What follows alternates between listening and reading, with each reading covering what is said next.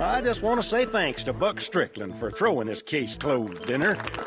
The party's also a send-off to our good friend Texas Ranger Peyton, who was unable to solve the crime. I hope Gail doesn't get off on some pothead technicality. Right, Dad? Well, those technicalities have a name, Bobby. They're called the Bill of Rights. Oh, he's got a right. He's got a right arm for them to stick the needle in.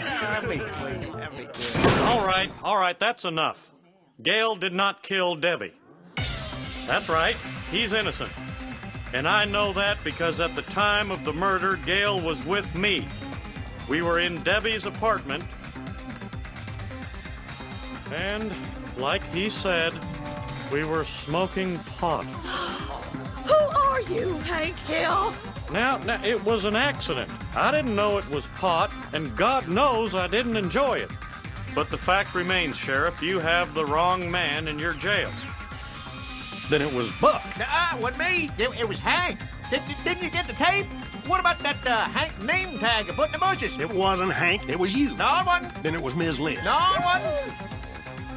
All right, fine it with me. I'm your man, Sheriff. You got the right to remain silent. If you people are just about finished, I'll tell you who killed Debbie. Debbie's phone records show she called Mr. Hank Hill a short while before her death, which means she was home at 6 p.m.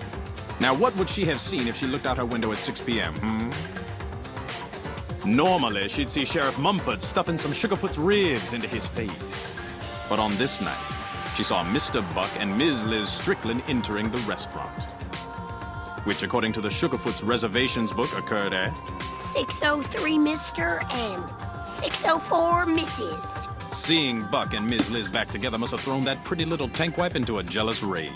So when she went down to Sugarfoot's... Peggy Sugarfoot. At the time, it was. Yeah.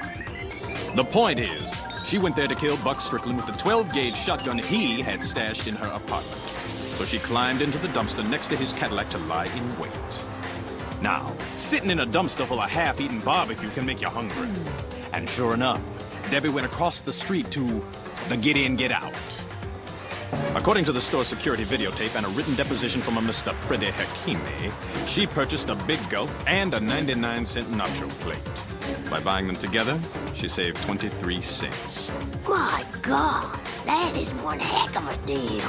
When Debbie returned to the dumpster, she saw Mr. Strickland's car and assumed he was still there. What she didn't know was that the Stricklands had already left together in Mrs. Strickland's car, having reconciled physically in a storeroom. And again in the meat locker. And once more, in the slop sink. She had difficulty juggling the three items as she attempted to negotiate her way back into the dumpster. She put the gun in first. She wouldn't let go of that junk food. And that was the source of her demise. For as Debbie climbed into that dumpster, her foot accidentally tripped the hammer on the gun. So, Debbie Grund's killer was Debbie Grund.